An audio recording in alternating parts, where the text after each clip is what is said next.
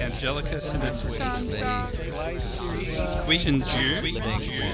Spurb. Hi, and welcome to Spurbs Herbs episode 95. We're going to be talking about Gao Ben today, or Ligustici Rhizoma, or Chinese lovage root. As always, I'm your presenter, Dr. Greg Sperber.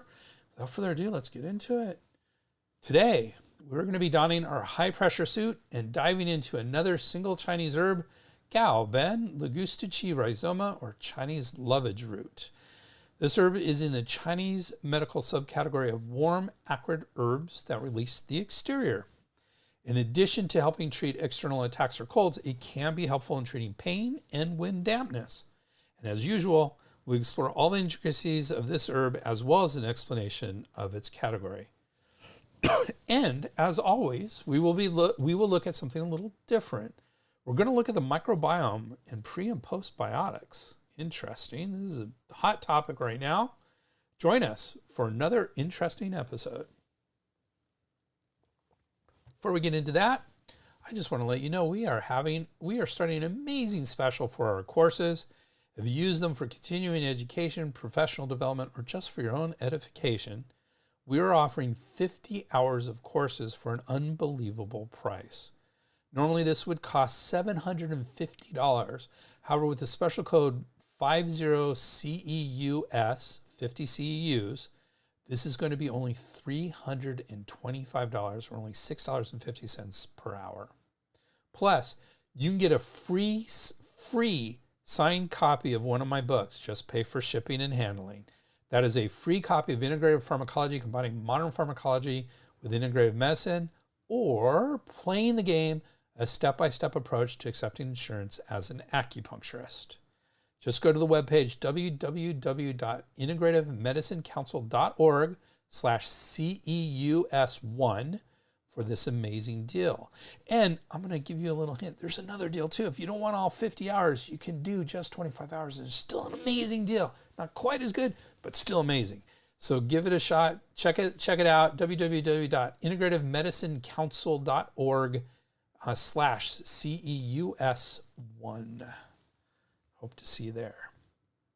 Okay, so for a little something different today, we're going to talk about the microbiome. I just presented a course in my integrative nutrition series looking at pre and postbiotics and digestions, and thought that would make a great little something different. This is such a hot topic right now. In fact, as soon as I was done teaching the course, there were some interesting papers that came out. It was amazing. So always there's a lot on this right now because we're learning so much about it. So any discussion of pre or probiotics is predicated on the concept of the microbiome. The International Scientific Association of Probiotics and Prebiotics describe the microbiome.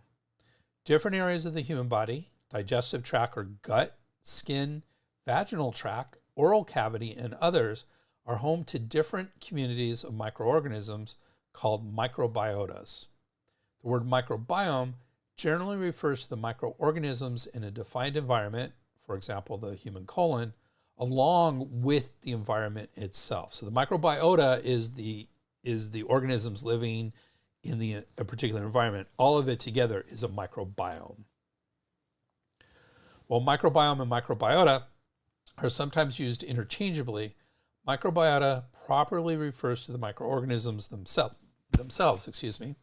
Bacteria, archaea, lower and higher eukaryotes, and viruses in a defined environment. Now, if you're not familiar with this term, archaea,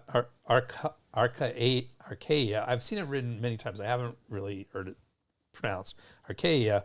This is relatively new, only discovered in the last 10, 20 years, and is a whole nother kingdom of animals. You know how we have plants and we have animals, and viruses are maybe their own kingdom. We have this archaea that we just discovered, really fascinating. And when I first did this, just a few weeks ago, I said, I don't think I've heard of archaea being in the microbiome. So I don't know if they're just talking about archaea in general or specifically the microbiome.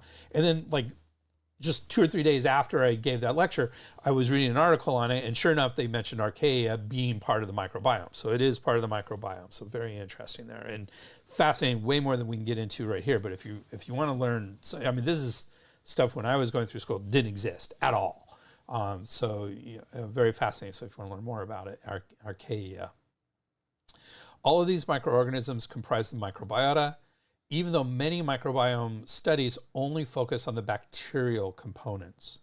It is now clear that the human microbiota plays important roles in health and disease. They continue.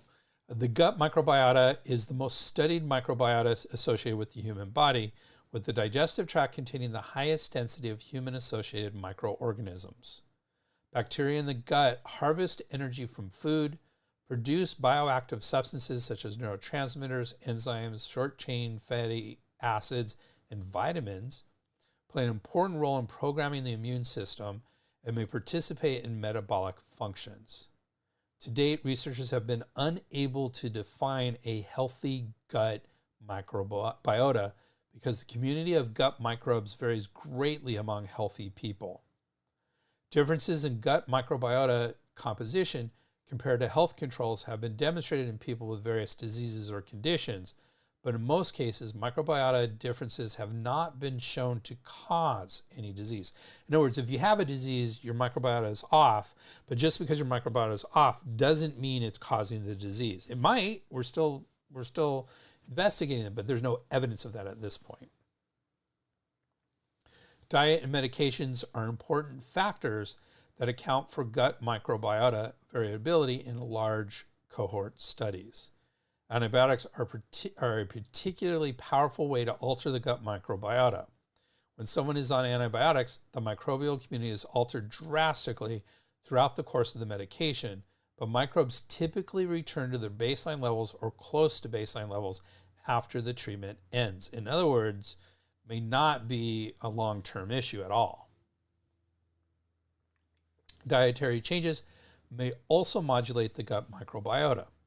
Probiotics, prebiotics, fermented foods, and fiber are dietary means of influencing the gut microbiota composition or metabolic activities. Indeed, prebiotics in particular must, by definition, have a mechanism of action that involves their selective utilization by gut microorganisms. In other words, it's got to be used. It's got to do something. I think this is a great introduction into the gut microbiome, which is what we're concentrating on today.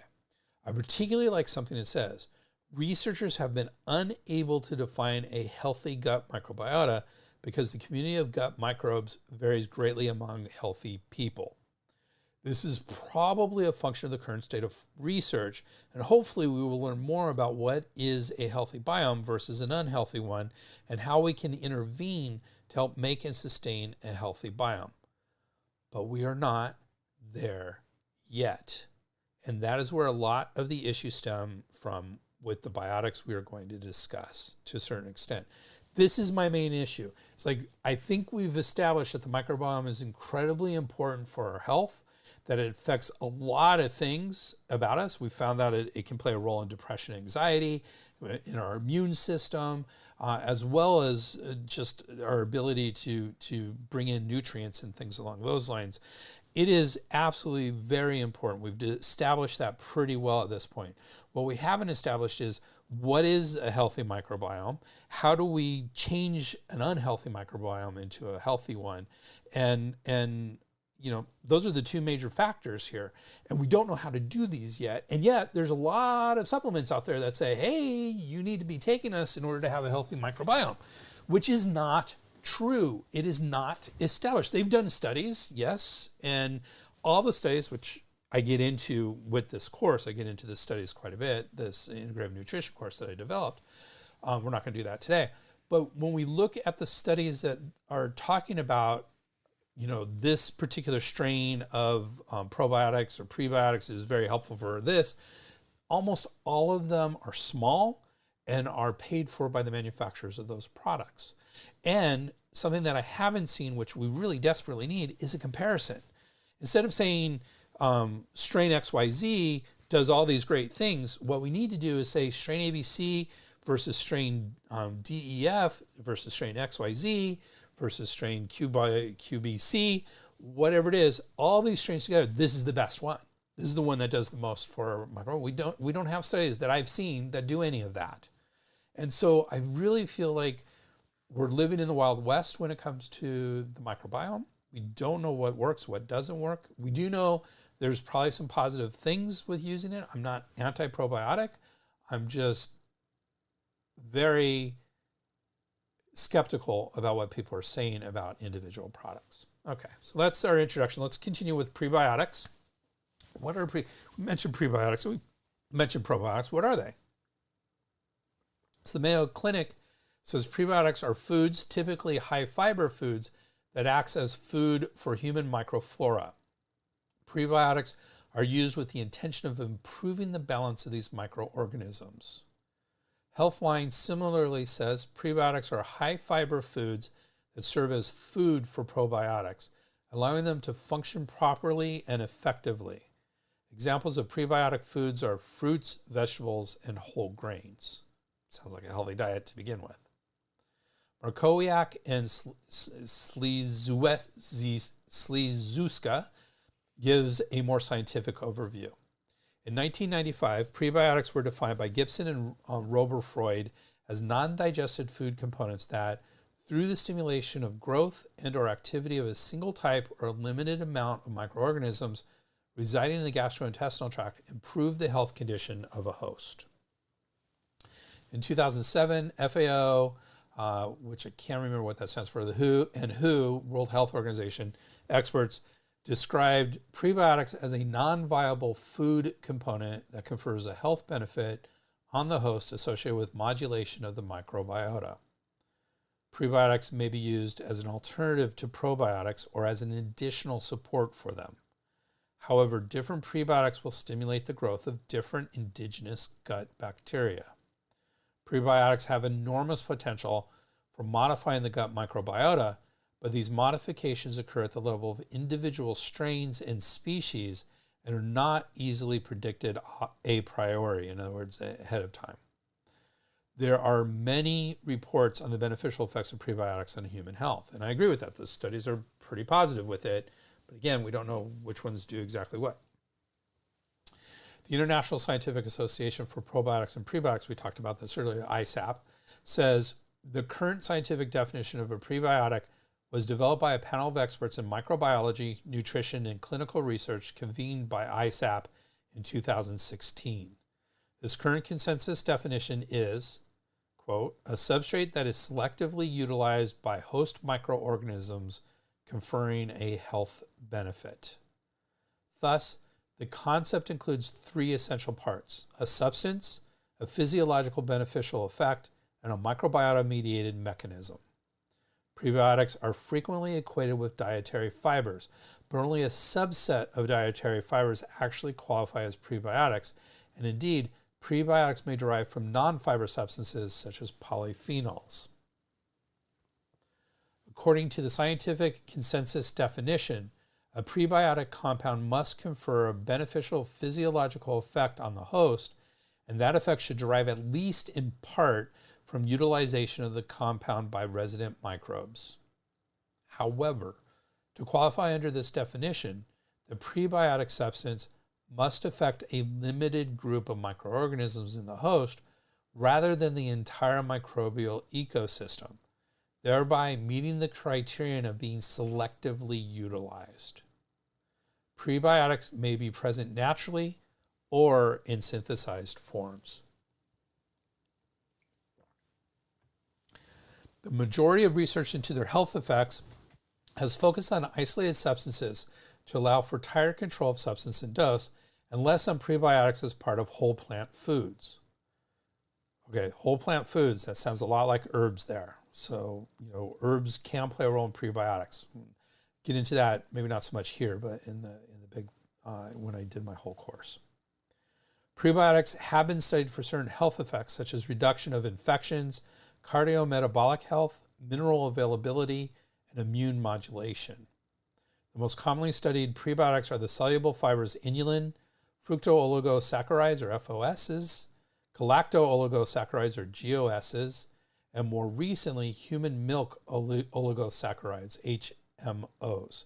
So the GOS, galacto-oligosaccharides, are also, they're not human milk, but they are milk oligosaccharides.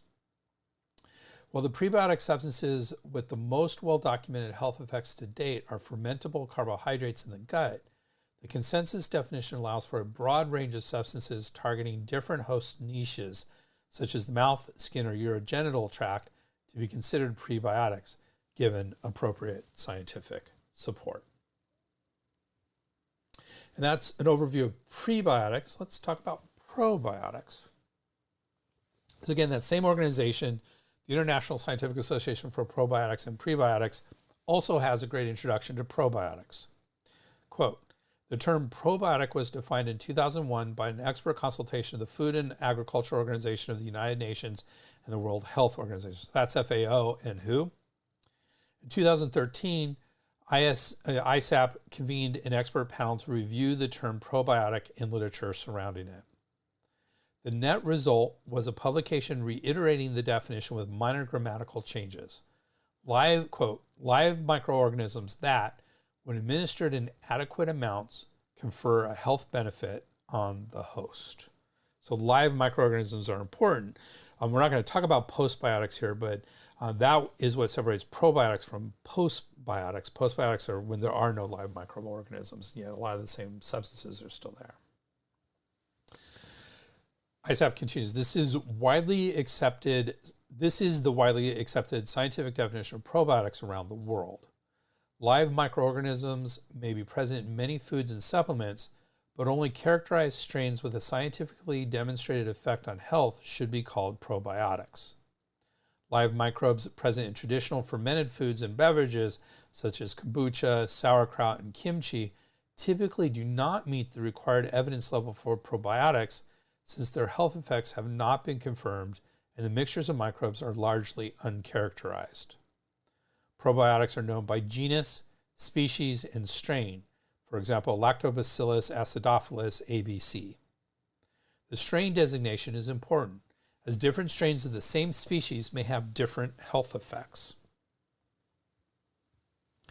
A robust safety profile has been documented in clinical trials for many probiotic strains. However, for certain at-risk populations, such as premature infants, immunocompromised individuals, those with a serious illness, and those with short gut, certain concerns arise.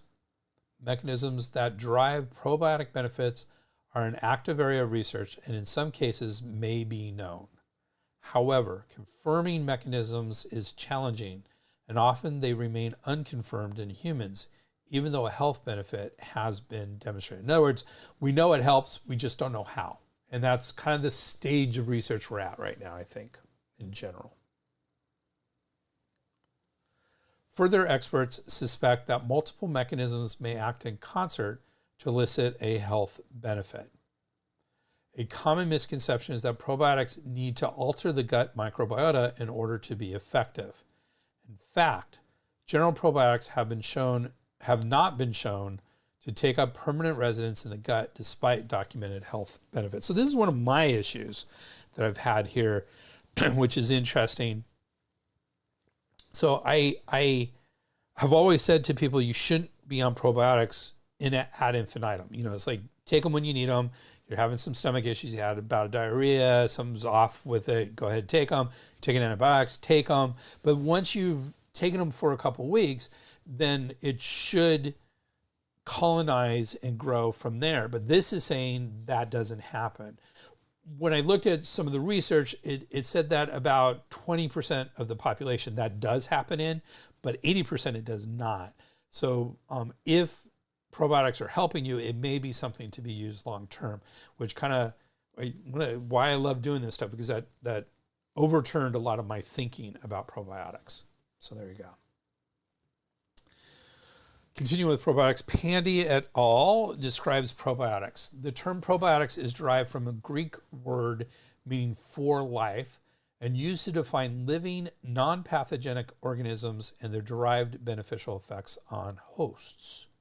Some of the popularly used probiotic microorganisms are Lactobacillus rhamnosus, Lactobacillus reuteri, bifidobacteria, and certain strains of Lactobacillus casei, Lactobacillus acidophilus group, Bacillus coagulans, Escherichia coli strain Nissel 1917.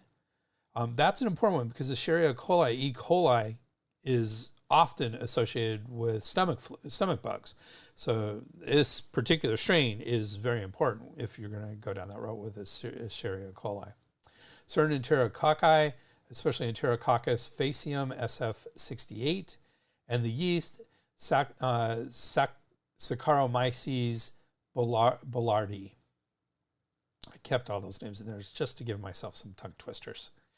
Bacterial spore farmers, mostly of the genus Bacillus, dominate the scene. These probiotics are added to foods, particularly fermented milk products, either singly or in combinations. New genera and strains of probiotics are continuously emerging with more advanced and focused research efforts. In other words, we have a lot more research to do. Probiotic products may contain either a single strain or mixture of two or more strains. A single strain may exhibit different benefits when used individually and in combination. The benefits of a probiotic formulation also differ with the patient group. Limited studies that have been performed have shown greater efficacy with multi-strain probiotics. So I tend to be in the camp of multi-strain probiotics personally, though there was some other research that I said basically there's no difference, that single strains are just as good as multi-strain probiotics. I tend to be very much in the multi-strain probiotics category. So there's evidence on both sides, but I think it's stronger with the multi-strain probiotics side. And that is our introduction to probiotics. Are there any questions from anyone listening live to this? And as we go along, it's again, this is a really hot topic, and I think it will be a really hot topic for years to come.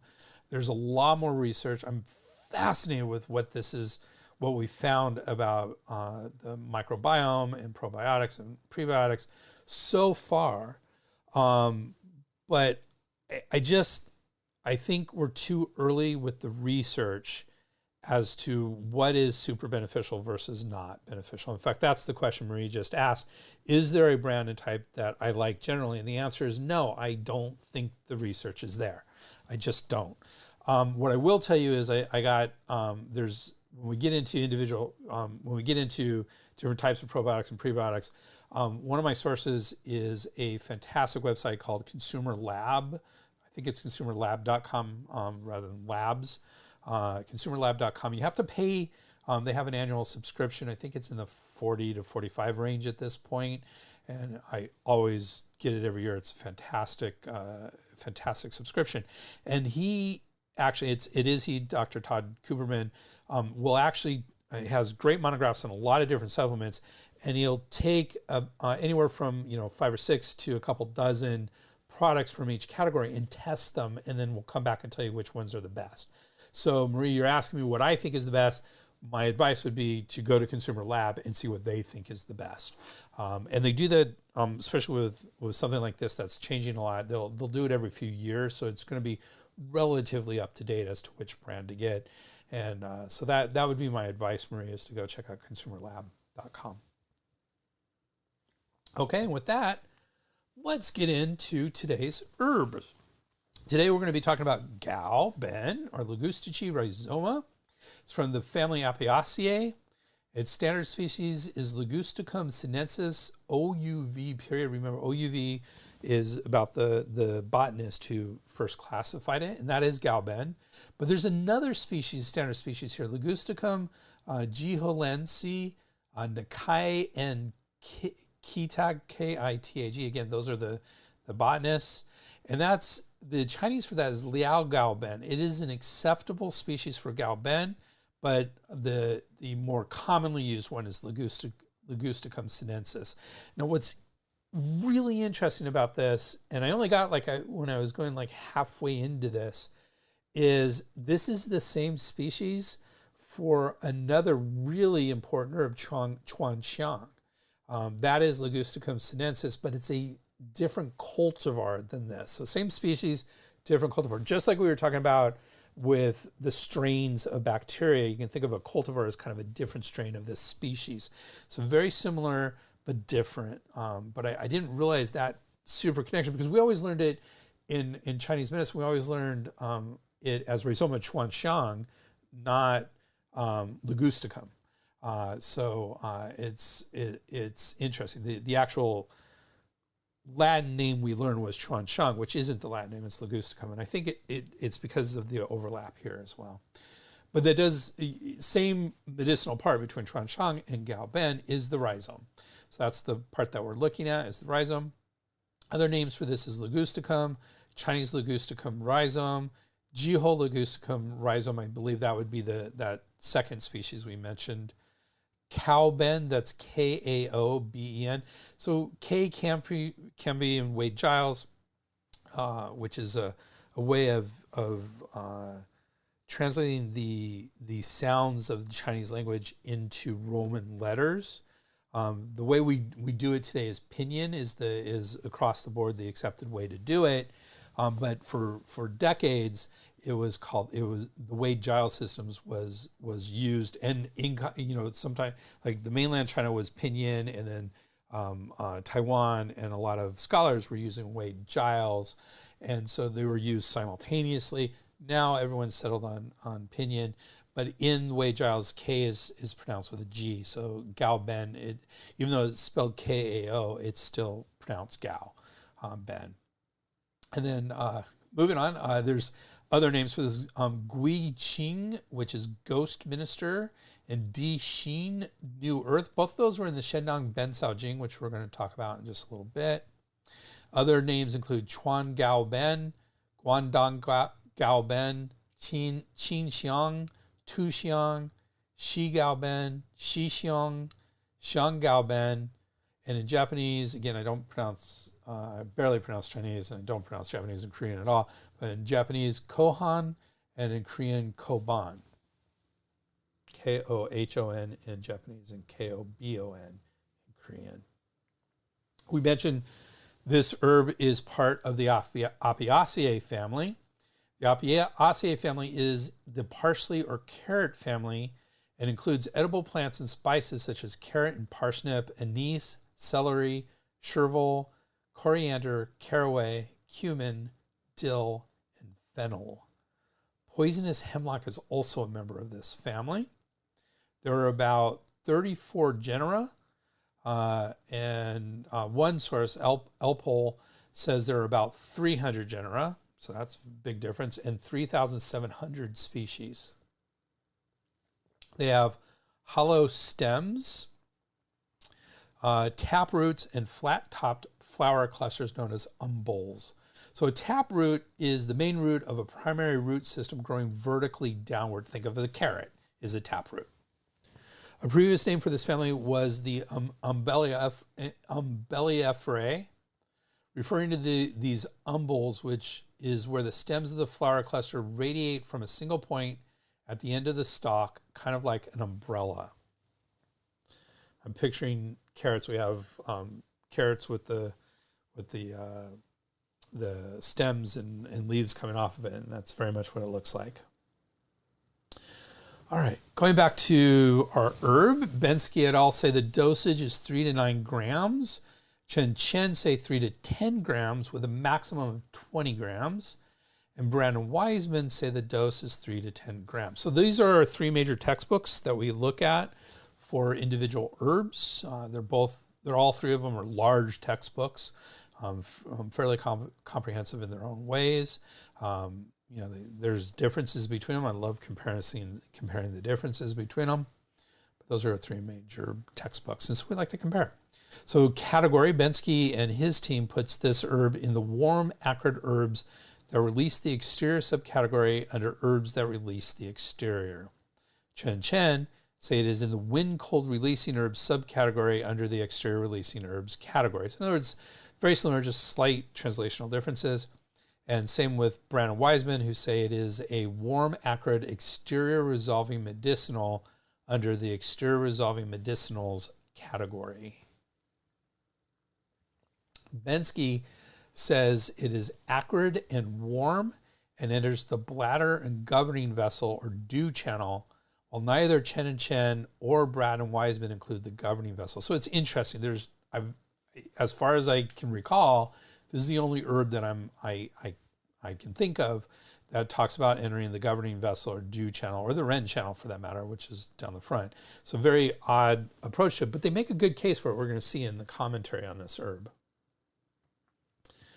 History. So no discrepancies here. Both Bensky et al. And Chen say the original source for this herb is the Shendong Ben Sao Jing, or Divine Husbandman's Classic of the Materia Medica in the 2nd century CE.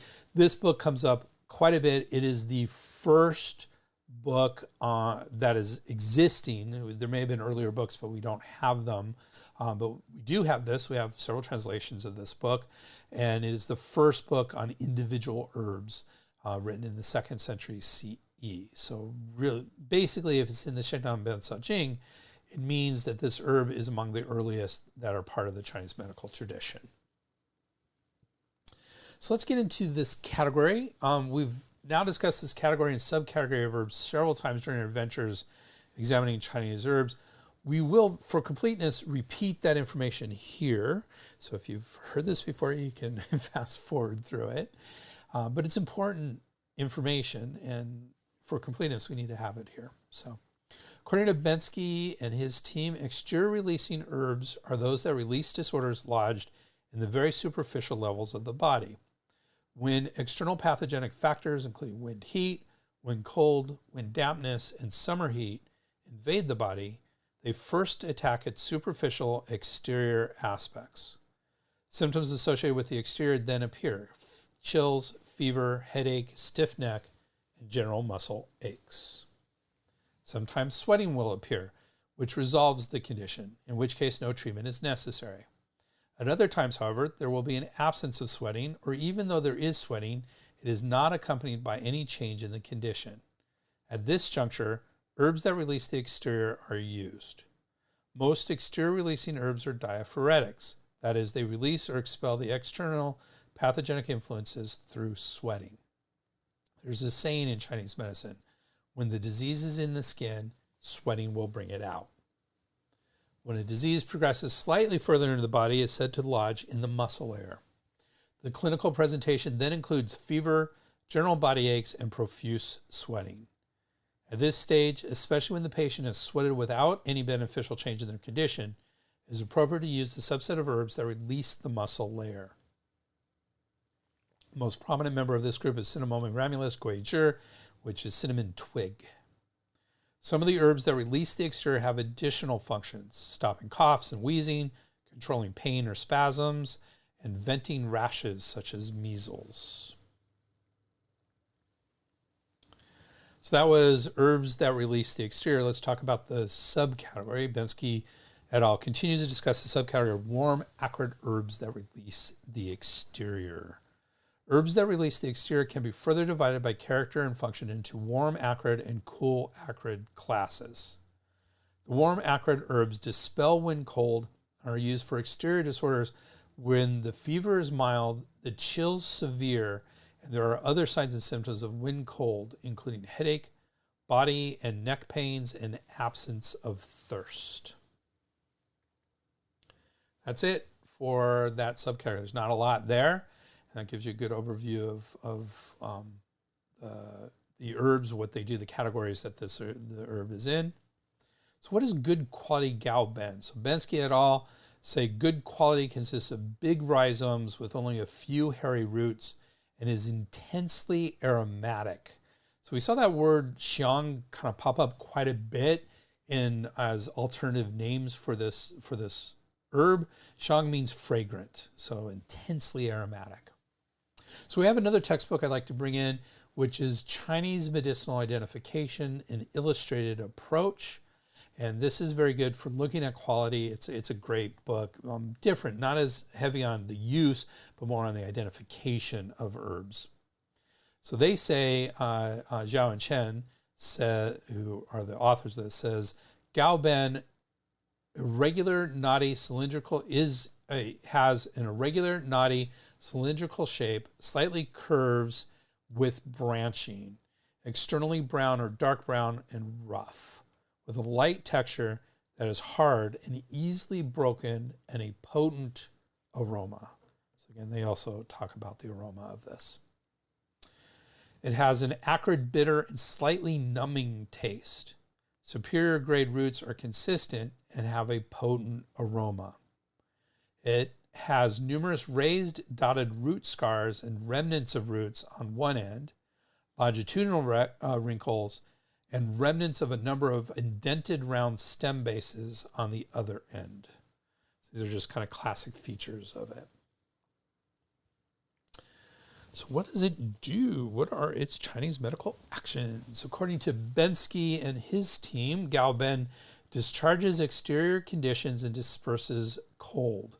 For externally contracted wind cold, and especially for headache and nasal congestion, as in magnolia flower power or Xin Yi San. By itself, it is used for wind cold lodged in the greater yang, with headache involving the crown and vertex or linked to the teeth and jaw. It dispels wind, overcomes dampness, and alleviates pain for wind, cold, damp, painful obstruction, as well as acute lower back pain due to invasion of wind cold, as it treats both ends of the vessel, as in no-top pterygium decoction to overcome dampness, or Qianghuo Shengxi Tang. Also used for dampness affecting the digestive system. Chen say it releases the exterior and dispels cold, and dispels wind, cold, and damp, and relieves pain. Brandon Wiseman say it effuses the exterior and disperses cold, relieves pain, and dispels wind dampness and relieves pain. Chinese Medicinal Identification Illustrated Approach says it disperses cold, eliminates dampness, and relieves pain. These are all still Chinese medical actions, kind of the different sources. Shendong Ben Cao Jing, again, one of the first books, and usually has more of a spiritual side than a lot of the other textbooks that we look at. So the Divine Husband's Classic of the Materia Medica says Gaoben is acrid and slightly warm. It mainly treats mounting conglomeration and genital cold in females, swelling and pain, and abdominal urgency. None of those are really modern uses of this herb. It eliminates wind, headache, promotes the growth of muscles and skin, and renders the facial complexion attractive. Well, that's an interesting one. So wind, headache, we're going to see is a major function of this in modern times. Preparations. Bensky et al. Says because its aroma is crucial to its efficacy in the clinic, this herb is always used in its unprepared, clean state. In other words, there's no dry frying, there's no charring, there's no vinegar frying, there's nothing along those lines for the preparations here. Western uses. Well, several species of Ligustici have medicinal properties in both Chinese and Western traditions. Gaoben primarily grows in southern China and is primarily a Chinese herb, and a web search yielded no traditional Western uses. The PDR for herbal medicines does not mention this herb at all, so not commonly used in Western herbology. Bensky et al., as usual, has an excellent commentary on this herb. Quote, Ligustici Rhizoma Gaoben has acrid, warm, ascending, and dispersing properties with a powerful aroma that is quite drying. Numerous texts record its ability to enter the governing vessel as well as the bladder channel. Thus, it is particularly good for reaching the vertex of the head and treating all wind disorders involving the upper posterior aspect of the body. The relationship of the bladder channel and governing vessel with the kidneys, however, also allows Gaoben to treat lower backache and gynecological masses, vaginal swelling, or pain from wind dampness in the interior of the body, as well as relieving headaches involving the teeth. It also relieves acute abdominal pain and diarrhea associated with lower abdominal wind dampness. So there we go. We see a lot of that Shendong functions in this commentary, even though it wasn't really part of the functions we talked about earlier, the actions we talked about earlier. Back to Bensky and his team. Its wind expelling quality is best expressed in the upper body, while its ability to dry dampness comes more into play in the lower body. Seeking accuracy in the Materia Medica of the Bensao Qiu Zhen by Huang Gongxiu in 1773 observes that whenever using Gaoben to treat headaches at the vertex, it should be combined with Sapashnikovia radix feng feng plus wine-fried Simicifuga rhizoma shengma and blue pleury radix chai hu. Wine frying the latter two herbs enhances their ability to lift the clear yang. When considering Gaoben in the treatment of headache we're no longer on that quote from Seeking Accuracy in the Materia Medica. When considering Gaoben in the treatment of headache at the vertex, remember that pain in this area can also occur secondary to a terminal yin disorder for which this herb would be inappropriate. Additional signs and symptoms of a terminal yin disorder include dry retching, vomiting of thin sputum, cold hands and feet, and sometimes diarrhea. The treatment should be to warm and soothe the stomach and liver, which will dispel the excess yin that is preventing the clear yang from rising. A Vodia decoction, Wuzhu Yutong, is the appropriate treatment. As Gaoben works at the vertex to eliminate pathogenic wind cold rather than dispel excess yin, it should be avoided in these circumstances. That is our commentary. Comparisons. Both Bensky and his team and Chen discuss the use of this herb for headaches in comparison with other herbs for headaches. Bensky et al. Says, Materia Medica of Combinations de Pei Bensao, written in 1761, notes that without assistant herbs to guide into the proper channels, no treatment for headache will be effective. It further states that Gaoben is best for headaches at the vertex, Notop Pterygiae Rhizoma Suradix Chiang Huo for headaches at the back of the head, Angelica dehurica radix Baizhir for frontal headaches, and Chuanxiang Rhizoma Chuanxiang for lateral headaches or any headache involving blood stagnation. And this Chuanxiang Rhizoma Chuanxiang is, as I mentioned earlier, the same species but a different cultivar of Gaoben. Bensky continues, Seeking Accuracy in the Materia Medica compares Gaoben and Chuanxiang Rhizoma Chuanxiang. There we go. We're going to talk about that right now. One might say that the nature of Gaoben is really quite similar to Chuanxiang Rhizoma Chuanxiang, since they both treat headache. However, Chuanxiang Rhizoma Chuanxiang focuses on the liver and gallbladder, and although it moves to the head and eyes, it does not reach the vertex. Gaoben focuses on the bladder and governing vessel, following them and unblocking both above and below, but the difference is that it does not reach the liver and gallbladder. Chen and Chen say something similar here about the headaches. Gaoben, Rhizoma Ligustici, Chuanxiang, Rhizoma Ligustici, Chuanxiang, Chiang Huo, Rhizoma et radix, Notop Pterygiae, Baizhir radix, Angelica dehurica, and Chai hu radix bupluri all treat headaches. So they're adding in Chai hu here. According to Dr. Li Shoshan, the differences between these herbs are as follows. Gaoben is best for vertex headaches. So now we've seen that several times, and that is kind of the take home that we're going to be looking at for this herb, is it's great for the vertex headaches. Chuanxiang is most effective for headaches related to menstruation. Chiang Huo is more specific to occipital headaches. Baizhir focuses on frontal headaches. Chai hu treats temporal headaches. So that's really different. Chuanxiang, according to Bensky et al., Chuanxiang was good for temporal, and Chai hu wasn't even on the list. Okay, comparisons. Now we do have a comparison with Chiang Huo, which we've been talking about. Notop Pterygiae Rhizoma Suradix Chiang Huo is compared with this herb. Notop Pterygiae Rhizoma Suradix is Chiang Huo. Powerful aroma rises to expel ambulatory wind in the muscles and exterior. It is best for neck and shoulder pain, but also for freeing the joints by venting pathogens from between the sinews and bones. Notopterygii Rhizoma suredex Chiang-Kuo and Galben both enter the governing vessel, but Notopterygii Rhizoma suredex's Chiang-Kuo tendency to move upward is stronger, while Galben can reach the vertex. It is better than Notopterygii Rhizoma suredex Chiang-Kuo for treating lower body disorders. That's interesting.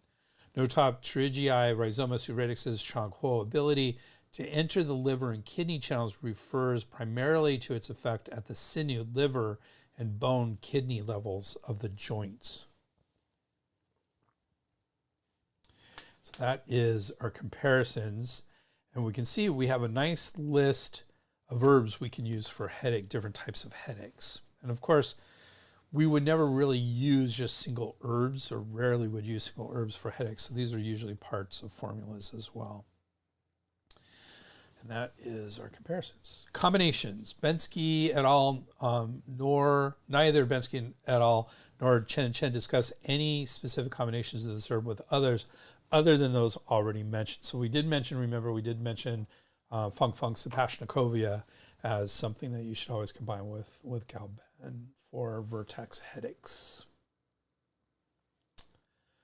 Contents. According to Bensky et al., the contents of this herb include volatile oils, lactones, beta-sitosterol, which we've seen a lot in our herbs and can have some beneficial effects, and ferulic acid.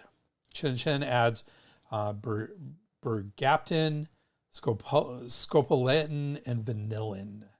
So lots of different things. The volatile oils seem to be what's very important for active ingredients for this particular herb. There's a long list of volatile oils, and I didn't want to get so tongue-tied. There were some good names in there. There's a lot of volatile oils, but that does seem to be sort of along the primary ingredients that we're interested in having medicinal properties for this herb.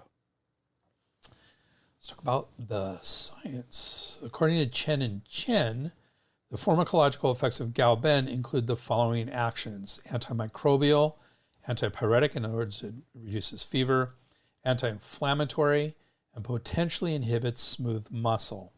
Now, you might go, inhibit smooth muscle. That doesn't sound helpful, but it can be helpful. That can be helpful as an anti-inflammatory. What it does, if it inhibits smooth muscle, is it can prevent dilation dilation and constriction in certain areas of the body, which can be very beneficial as well. They also discuss a clinical study. Galben, as part of a formula, was effective for treating headaches from various causes. Okay, so that makes sense. This had an N of 97. I like to include N numbers. It's the number of subjects, and just as a reminder, whenever we're looking at a study, we should be looking at larger numbers or better. But we want at least an N of 30 to 40, because then we can start to apply population statistics to it. So 97 is well above that 30 to 40 sort of threshold. Still relatively small study, especially if you're treating headaches from various causes. That kind of eliminates, that kind of creates a lot of variables. So it doesn't sound like it was a very strong study in general, just looking at what was in Chen and Chen's book. I did look for reviews. I like reviews, systematic reviews, and there was one review on Galben that I found. So let's see what it says. This is by Leo et al. In 2024, and it concluded, considering its traditional and contemporary applications, phytochemical composition, and pharmacological properties, Galben was regarded as a valuable botanical resource for pharmaceutical and pest control purposes. While certain constituents had demonstrated diverse pharmacological activities and application potential, further elucidation was required to fully understand their specific actions and underlying mechanisms. Hence, there was a need to conduct additional investigations to uncover its material foundation and mode of action. So this review basically said, hey, this looks very promising, this looks very interesting, we need a lot more research. And that's a typical conclusion to a systematic review, but I didn't find this one. This was not a meta study. It didn't combine a whole bunch of other studies. So it was an interesting review. And it said pretty much what all reviews say. It's like, hey, there's some interesting stuff here. We need to do further research. So not super strong in its benefits, but that's not surprising to me because this is, while a useful Chinese herb, it's not one of the most commonly used, and therefore there's not an incentive to do much more research on it. So there you go. Drug herb interactions. A literature search did not find interactions between galban and various cytochrome P450 isozymes or P-glycoprotein, which are two targets we usually look at for drug herb interactions. And in line with that, the American Herbal Products Association's Botanical Safety Handbook puts this herb in interaction class A, herbs for which no clinically relevant interactions are expected. So no problem. Let's talk about some concerns. Bensky et al. Notes several concerns with galban. Under the heading of cautions and contraindications, they say contraindicated for headaches from blood deficiency or in hot disorders. Under the heading of traditional contraindications, they quote from Harm and Benefit in the Materia Medica or the Ben Sao Hai Li from 1893. Because its powerful rising qi can exhaust blood fluids, galban should not be used for warm disease headaches, fever and thirst, or for aching in the bones or injury from cold in the summer months, headaches from yang disorders, or flaring fire and postpartum blood deficiency. And under the heading of toxicity, they say there is one reported case of an allergic skin reaction from ingestion of this herb. Chen and Chen have some concerns as well. Use of galban is contraindicated in patients with heat symptoms or headache caused by blood deficiency or liver yang rising, so very similar. Galban is acrid and warm and may damage the yin. Yin deficient patients should use this herb with caution. Long-term use of galban is not recommended. Brandon Wiseman warns contraindicated in blood vacuity, headache, and heat patterns. And finally, the American Herbal Products Association's Botanical Safety Handbook puts this herb in safety class 1. Herbs that can be safely consumed when used appropriately. In other words, there's enough caution here. Like, it shouldn't be used haphazardly for headaches willy-nilly. So, but it can't be very, some level of skill should be used with this herb, I think. And that is it for today. Thank you very much. Today we started our discussion of the microbiome and pre and probiotics. Then we looked at another single Chinese herb, galban, Ligustici Rhizoma, or Chinese lovage root. This herb is in the Chinese medical subcategory of warm acrid herbs that release the exterior under the category of release the exterior herbs. And it is helpful for certain types of colds and especially for alleviating pain and headaches. And with that, we can conclude another deep dive into the exciting depths of a very useful Chinese herb. Our next episode in 2 weeks is going to be more interesting than many of the herbs we have looked at. We will be looking at probably one of the most controversial herbs today, kratom, or I'm going to learn how to pronounce this before I do it. Mitragina speciosa. Mitragyna. Supposed to have pain-relieving properties and is banned or almost banned in many developed countries. Not banned in the US, but darn close. And in some states it is. As always, we will do our deep dive into this herb of the world and look at its traditional uses, its preparation, interactions, and cautions. And as usual, we will be adding something a little different. It's going to be another fascinating exploration into the exciting and potentially dangerous archaeology of herbs. Please don your cool hat, bring your whip, and join us in 2 weeks. Thank you very much for listening. If you like this podcast, please do us a huge favor. Subscribe in your favorite podcast app. We really appreciate even you just thinking about doing that. Thank you. And don't forget our absolutely amazing continuing education deal at www.integrativemedicinecouncil.org. It's council, council.org/CEUS1, CEUS1. And you can always get in touch with me at Dr. Greg at spurbsherbs.com. That's SPERBSHERBS.com, or at our website, www.spurbsherbs.com. Well, thank you very much. And as usual, we have our bibliography. Thank you. Spurbs Herbs. The proceeding was presented by Dr. Greg Sperber. We would like to thank Janelle for all her support and everybody else who contributed to this program. Janelle. Timothy Thompson. Dobbins. Rogers. Campbell.